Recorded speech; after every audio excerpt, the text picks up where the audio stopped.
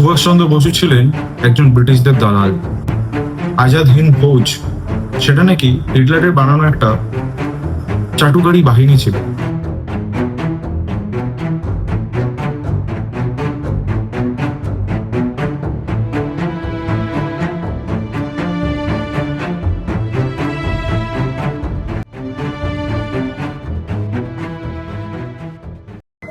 নমস্কার, আমি আদিত্য, আর আপনারা দেখছেন রহস্যের বৈঠকখানা। শুনছেন রহস্যের বৈঠকখানা, যেখানে গল্পেরা নিজেরাই কথা বলে।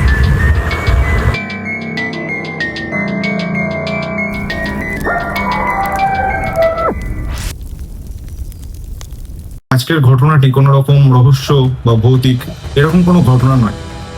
এই ঘটনাটি আমাদের একজন জাতীয় নায়ককে নিয়ে। তো চলুন আর দেরি না করে আজকের ঘটনায় আসে যাও। বর্তমান সোশ্যাল মিডিয়ায় দুই রকমের মতামত আমরা দেখতে পাচ্ছি। এক সংখ্যক মানুষ যারা কোনো কারণ বা কোনো উদ্দেশ্যে নেতাজির বিরুদ্ধে যে সমস্ত কুরুচিকর মন্তব্য বা তার বিরুদ্ধে বিভিন্ন রকম অভিযোগ তুলছেন, সে সমস্ত মানুষ, এবং আর এক দল যারা আমার মতো নেতাজিকে ভালোবাসে এবং তারা সেই সমস্ত ঘটনাগুলির প্রতিবাদ করছে। আজকের এই ভিডিওতে আমরা কোনো রকম রাজনৈতিক বিতর্কে যাব না।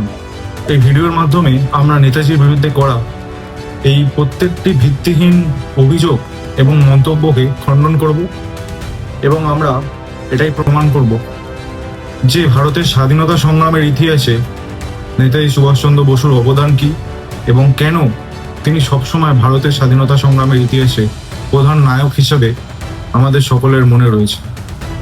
তো চলুন আমরা মূল ঘটনায় ফিরে আসি। প্রথমেই দেখা যাক 1920 সাল। নেতাজি তখন মাত্র 23 বছর বয়স, বলতে পারেন নেতাজি একেবারেই তরুণ।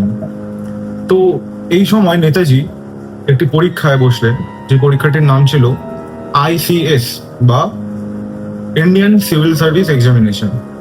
তো এই পরীক্ষায় নেতাজি 4র্থ স্থান অধিকার করলেন।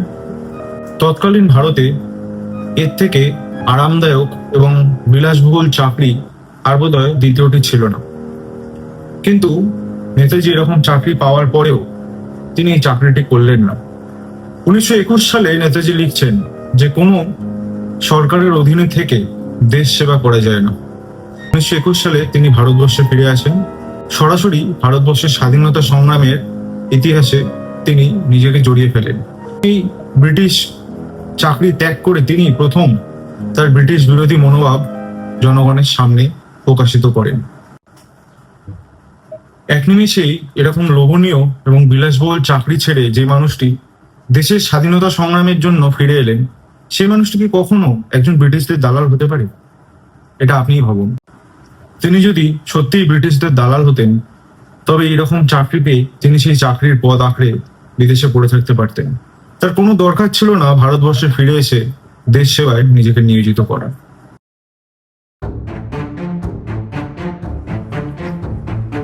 উনিশশো 20 থেকে 1940 সাল ব্রিটিশ সরকারের বিভিন্ন নথিতে দেখা যাচ্ছে যে নেতাজিকে এই সময়ের মধ্যে প্রায় 11 বার গ্রেফতার করা হয়, তাকে কারাবন্দী করা হয় এবং নির্বাসন করা। এইরকম সময় মান্দালায় একবার তিনি মারাত্মকভাবে আক্রান্ত হয়ে পড়লেন যক্ষায়। যক্ষা, যা তখনকার দিনে এক প্রকার মহামারী হিসেবে ধরা হতো। আচ্ছা ভাবুন তো, যদি সত্যি নেতাজি ব্রিটিশদের একজন সহায়ক বা সহযোগী হতেন, তাহলে কি ব্রিটিশ সরকার তাকে বারবার এভাবে কারাবন্দী করত? কখনোই না। কিন্তু তাকে বারবার এরকম ভাবে কারাবন্দী করা হয়। সালটা 1941। নেতাজিকে ব্রিটিশ সরকার গৃহবন্দী করল, কারণ নেতাজি সেই সময় ব্রিটিশদের এক প্রকার পথের কাঁটা হয়ে উঠেছেন, এবং নেতাজির আন্দোলন, বিদ্রোহ, এইগুলির কারণে ব্রিটিশ সরকারের এক প্রকার পায়ের তলার মাটি সরতে শুরু করেছিল। ঠিক এই সময় প্রচুর কড়া পাহারা থাকা সত্ত্বেও নেতাজি নিজের ঘর থেকে পালিয়ে গেলেন। এই ঘটনাটি ইতিহাসে দ্য গ্রেট স্কেপ নামে পরিচিত। এটা আপনারা সকলেই জানেন। এবং নেতাজি এখান থেকে পালিয়ে প্রথমে আফগানিস্তান এবং সেখান থেকে সোভিয়েত ইউনিয়ন হয়ে জার্মানিতে পৌঁছেছিলেন। না, তিনি ব্রিটিশদের সঙ্গে আঁতাত করেননি বা ব্রিটিশদের কোনো সহযোগী তিনি ছিলেন না, বরং তিনি ব্রিটিশ সাম্রাজ্যবাদকে গোড়া থেকে উপড়ে ফেলতে বিদেশে গেছিলেন, বিদেশি শক্তির সাথে হাত মিলিয়ে ভারতবর্ষ থেকে ব্রিটিশদেরকে উচ্ছেদ করতে। ব্রিটিশ গোয়েন্দা report, British secret service MI5 এবং তৎকালীন ভাইসরয় লর্ড ওয়াভেলের চিঠিপত্র পড়লে দেখা যায় যে সেই সময় ব্রিটিশ সরকার সব থেকে বিপজ্জনক ব্যক্তি হিসেবে যাকে চিহ্নিত করেছিলেন তিনি আর কেউ ছিলেন না, তিনি ছিলেন সুভাষচন্দ্র বসু। এখন আপনি ভাবুন, যে মানুষটিকে ব্রিটিশ সরকার সব থেকে বিপজ্জনক ব্যক্তি হিসাবে আখ্যায়িত করে রেখেছেন, সেই মানুষটি কি তাদের সহযোগী বা দালাল হতে পারে? আপনিই ভাবুন। নেতাজি সুভাষচন্দ্র বসু ছিলেন ব্রিটিশ সরকারের সব থেকে বড় শত্রু। এটা পরবর্তীকালে বিভিন্ন নথিপত্র এবং বিভিন্ন রকম প্রমাণ আমরা পেয়েছিলাম। এখন নেতাজির বিরুদ্ধে যে দ্বিতীয় অভিযোগটি তোলা হচ্ছে সেটা হচ্ছে আজাদ হিন্দ ফৌজ, সেটি নাকি জার্মানের বানিয়ে দেওয়া একটা পুতুল বাহিনী। আচ্ছা, আপনারা বলুন তো, আজাদ হিন্দ ফৌজ এটি কি নেতাজি বানিয়েছিলেন? বানাননি তো। তিনি দেশ থেকে পালিয়ে জার্মানিতে গেলেন এবং জার্মানিতে গিয়ে তিনি হিটলারের সাথে দেখা করলেন। এখানে একটা কথা বলার, তিনি জার্মানি কিন্তু হিটলারের সাথে বন্ধুত্ব করতে যাননি। এটি ছিল একটি খুব সুন্দর কূটনৈতিক কৌশল বা বলতে পারেন সামরিক কূটনৈতিক কৌশল। এখানে একদিকে ব্রিটেন যখন দ্বিতীয় বিশ্বযুদ্ধে ব্যস্ত, ঠিক সেই সময় ভারতবর্ষের বাইরে থেকে যদি পুনরায় ব্রিটেনের ওপর আঘাত করা হয়, এর থেকে ভালো সুযোগ মনে হয় আর কখনো নেতাজি পেতেন না। কারণ ব্রিটেন দ্বিতীয় বিশ্বযুদ্ধে ব্যস্ত থাকা অবস্থায় তার উপর যদি আঘাত করা হয়, সে কিন্তু পূর্ণ শক্তি দিয়ে সেটিকে ডিফেন্ড করতে পারত না। তো এই চিন্তা ভাবনা নিয়েই নেতাজি কিন্তু জার্মানিতে গিয়েছিলেন। কিন্তু দুর্ভাগ্যবশত জার্মান থেকে ভারতবর্ষের দূরত্ব ছিল হাজার হাজার কিলোমিটার।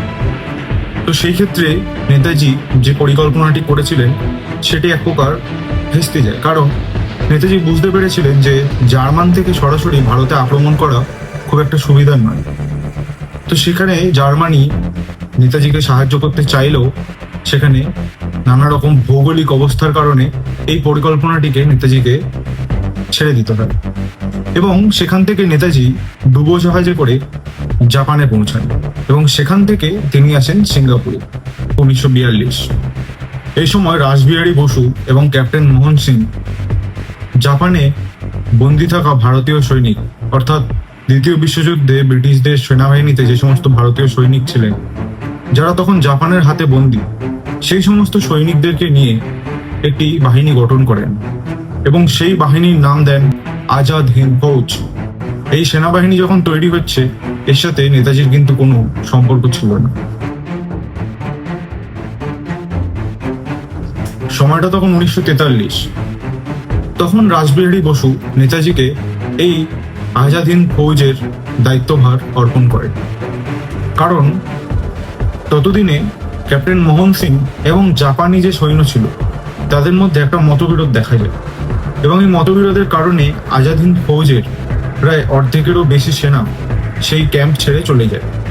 তো এইরকম একটা নড়বড়ে সেনার দায়িত্বভার রাসবিহারী বসু তুলে দিয়েছিলেন সুভাষচন্দ্র বসুর হাতে এবং সুভাষচন্দ্র বসু নিজের সাংগঠনিক শক্তি এবং সাংগঠনিক যে ক্ষমতা সেটি দেখান এবং সেটির মাধ্যমে তিনি পুনরায় এই আজাদ হিন্দ ফৌজকে গঠন করেন। সুভাষচন্দ্র বসু এই পুরো আর্মিকে টোটাল 3খানা ব্রিগেডে ভাগ করেন, গান্ধী, নেহেরু এবং আজাদ ব্রিগেড, এবং এই সেনাবাহিনীর সম্পূর্ণ নিয়ন্ত্রণ নিজের হাতে রাখেন এবং এই সেনাবাহিনীকে সিস্টেমেটিক করেন বা বলতে পারেন সেনাবাহিনীর মধ্যে নিয়ম শৃঙ্খলা তিনি ফিরিয়ে আনেন। আরো একটি উল্লেখযোগ্য বিষয় ছিল, নেতাজি এই সেনাবাহিনীতে মেয়েদের জন্য একটি আলাদা ব্রিগেড তৈরি করেন যার নাম দেন ঝাঁসির রানী ব্রিগেড। এবং এই ঘটনা, অর্থাৎ মহিলাদের জন্য আলাদা করে সেনাদের রেজিমেন্ট করা বা সেনা ব্রিগেড গঠন করা, এটা এশিয়ার ইতিহাসে একটি অভূতপূর্ব ঘটনা ছিল। তো এভাবেই নেতাজি সুভাষচন্দ্র বসু নিজের সাংগঠনিক শক্তির মাধ্যমে আজাদ হিন্দ ফৌজকে পুনরায় একটি ছাতার নিচে নিয়ে আসেন এবং এই আর্মিকে আগের থেকে অনেক বেশি শক্তিশালী করে তোলেন।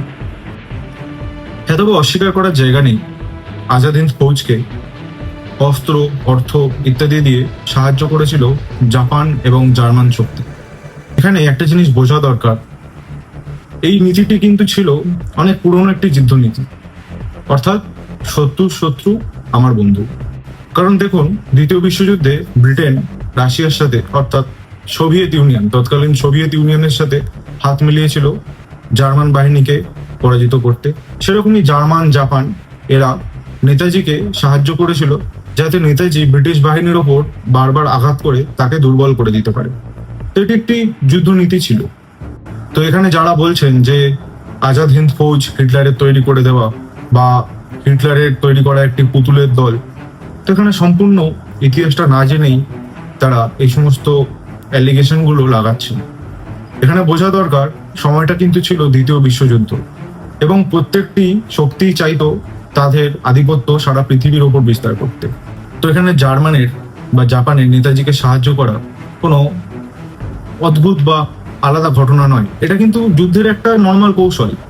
এখানে নেতাজিও ভেবেছিলেন যে ব্রিটিশদের যারা শত্রু তাদের থেকে সাহায্য নিয়ে ব্রিটিশ শক্তিকেই দুর্বল করে দেওয়া।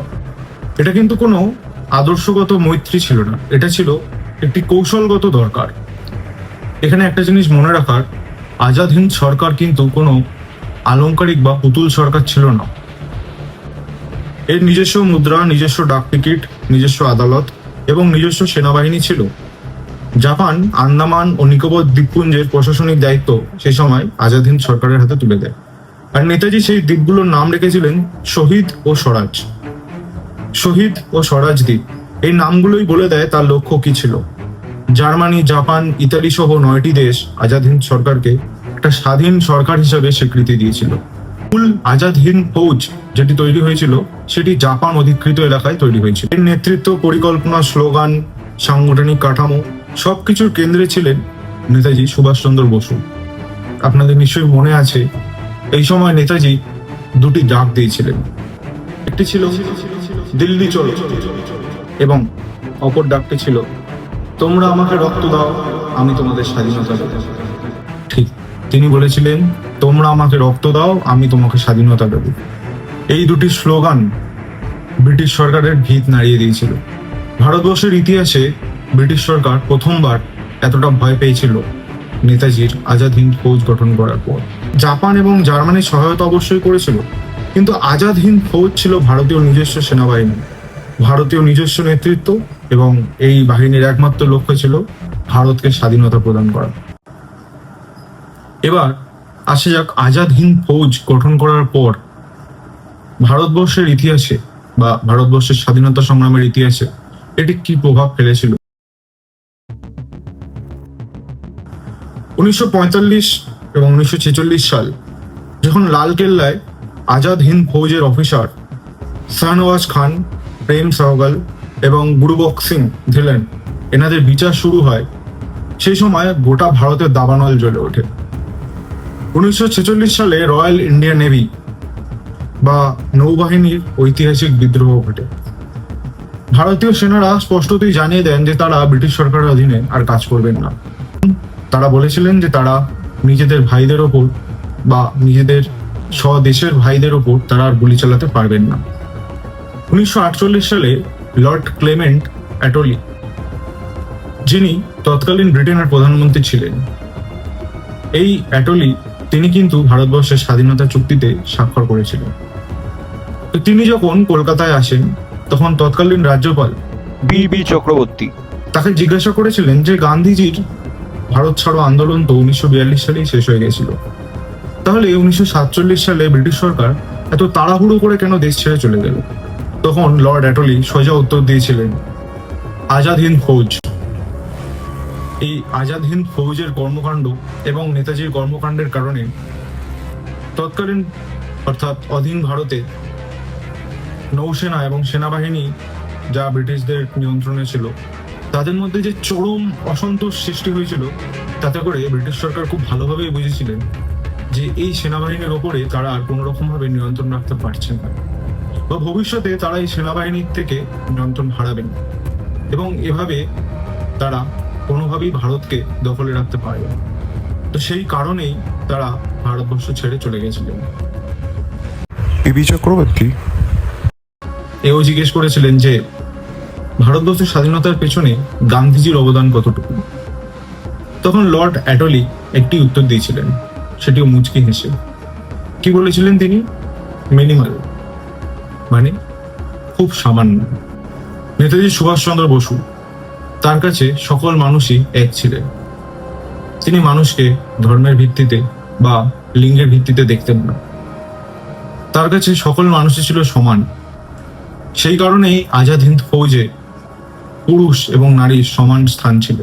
তিনি নারীদের জন্য আলাদা করে ব্রিগেড বানিয়েছিলেন এবং সমস্ত আজাদ হিন্দ ফৌজের যা সেনাবাহিনী ছিল এবং ভারতবর্ষের আজাদ হিন্দ ফৌজের সেনাবাহিনী ছাড়াও যখন তিনি ভারতবর্ষের বিভিন্ন আন্দোলনে যুক্ত ছিলেন, হিন্দু মুসলিম খ্রিস্টানকে তিনি সবসময় কাঁধে কাঁধ মিলিয়ে একসাথে চলতে বলতেন এবং তার কাছে ভারতবর্ষই ছিল প্রধান। এবং নেতাজি সুভাষচন্দ্র বসুর নেতৃত্বে ভারতবর্ষের হিন্দু মুসলিম খ্রিস্টান শিখ যত রকমের সম্প্রদায় ছিল, মানুষ ধর্মীয় সম্প্রদায়, তারা সবাই বলতেন জয় হিন্দ। নেতাজি বারবার বলতেন ধর্মীয় পরিচয় বা সকল ধর্মীয় পরিচয়ের ঊর্ধ্বে সবার একটাই পরিচয় আমাদের, আমরা ভারতীয়, ভারত আমাদের মা। তো সমস্ত নথি বা প্রমাণ যতটুকুনি আমি জোগাড় করতে পেরেছি, এর মাধ্যমে আপনাদেরকে আমি বোঝাতে চাইলাম যে নেতাজি সুভাষচন্দ্র বসু কখনোই ব্রিটিশদের দালাল বা ব্রিটিশদের সহযোগী ছিলেন না। তিনি আজীবনকাল ব্রিটিশদের বিরুদ্ধে লড়াই করে গেছেন, সংগ্রাম করে গেছেন। তার জীবনে একটি লক্ষ্য ছিল ভারতবর্ষের স্বাধীনতা বা ভারতবর্ষের স্বরাজ। তো নেতাজি সুভাষচন্দ্র বসু কখনোই ব্রিটিশদের দালাল বা সহযোগী ছিলেন না। এবং তার নেতৃত্ব দেওয়া আজাদ হিন্দ ফৌজ, সেটি অবশ্যই ব্রিটিশ সরকারের বিরুদ্ধে লড়াই করার জন্য জার্মান এবং জাপানের থেকে সাহায্য নিয়েছিল, কিন্তু এর মানে কখনোই না যে জাপান বা জার্মানের হাতের কাঠপুতুল বা পুতুল বাহিনী ছিল আজাদ হিন্দ ফৌজ। বিশ্বের বড় বড় শক্তি একে স্বীকৃতি দিয়েছিল একটি স্বাধীন রাষ্ট্র হিসেবে। আজাদ হিন্দ সরকারের কথা বলছি। তাহলে দেখলেন তো, নেতাজিকে ব্রিটিশদের দালাল বা আজাদ হিন্দ ফৌজকে জার্মানির কাঠপুতুল বা হিটলারের তৈরি করা পুতুল বাহিনী বলার আগে অবশ্যই দুবার ভাববেন যে আপনি কোন মানুষটার বিরুদ্ধে কথা বলছেন। আজকে সোশ্যাল মিডিয়ায় যারা কিবোর্ডে টাইপ করছেন বা ক্যামেরার সামনে দাঁড়িয়ে নেতাজির চরিত্র হনন করছেন, তাদেরকে আমার একটাই প্রশ্ন, আচ্ছা আপনারা কি দেশের জন্য একদিনও জেলে গেছেন বা দেশের জন্য প্রাণ বাজি নিয়ে আপনি কি সংগ্রাম করেছেন? বা আপনি কি নিজের সমস্ত সুখ শান্তি বিসর্জন দিয়ে নিজেকে দেশের সেবায় নিয়োজিত করেছেন? করেননি তো? তাহলে নেতাজিকে নিয়ে বলার অধিকার আপনার নেই, কারণ নেতাজি কারো সম্পত্তি নয়। নেতাজি সমগ্র ভারতবাসীর নায়ক। সুভাষচন্দ্র বসু কোনো মতাদর্শের দাস ছিলেন না। তার একটাই মতাদর্শ ছিল, সেটা কি? সেটা ছিল ভারতের স্বাধীনতা। ভারতের স্বাধীনতা। তিনি বলেছিলেন যারা আমাকে রক্ত দেবে আমি তাদের স্বাধীনতা দেব। তার সারা জীবনটা কেটে গেছিল একমাত্র তার মাতৃভূমিকে ব্রিটিশদের হাত থেকে রক্ষা করার জন্য। তিনি তার সম্পূর্ণ জীবন সঁপে দিয়েছিলেন নিজের দেশ মাতৃকাকে ব্রিটিশদের হাত থেকে উদ্ধার করার জন্য। আজকে নেতাজির অবদানকে খাটো করা বা বিচার করার মানে এটাই, শুধুমাত্র নেতাজি নয়, সেই হাজার হাজার আজাদ হিন্দ ফৌজের শহীদের রক্তকে, যারা কোহিমা এবং ইম্ফলের যুদ্ধে দিল্লি চলো জয় হিন্দ এই স্লোগান দিতে দিতে দেশের জন্য লড়াই করতে গিয়ে নিজেদের প্রাণ বলিদান করেছিলেন। আজকের তরুণ প্রজন্মের উচিত নেতাজির বিরুদ্ধে তোলা এই সমস্ত অভিযোগ, কুরুচিকর মন্তব্য, এগুলির প্রতিবাদ করা। আজকে নেতাজি তিনি নিজের সমস্ত জীবন দিয়েছিলেন ভারতবর্ষকে স্বাধীন করার জন্য। এরকম অনেক মহানায়ক রয়েছে, তারা নিজ নিজ ক্ষেত্রে নিজেদের অবদান রেখে গেছেন। তো এই সমস্ত মানুষদের বিচার করা বা এই সমস্ত মানুষদের বিপক্ষে গিয়ে কোনো রকম মন্তব্য করা, এগুলি তাদের অপমান নয়, এগুলি সমগ্র ভারতবর্ষের অপমান। সবশেষে এটাই বলবো যে ইতিহাস দাঁড়িয়ে থাকে সত্য এবং ত্যাগের ওপর। কোনো সোশ্যাল মিডিয়ার ট্রেন্ড বা সোশ্যাল মিডিয়ার ট্রোলে কখনো ইতিহাস বদলে যায় না। হ্যাঁ, হতে পারে সাময়িক আপনি কোনো ঘটনাকে নিয়ে সোশ্যাল মিডিয়াতে খুব ট্রেন্ডিং হলেন, ট্রোল করলেন, কিন্তু এর মানে এই না যে ইতিহাস বদলে যাবে।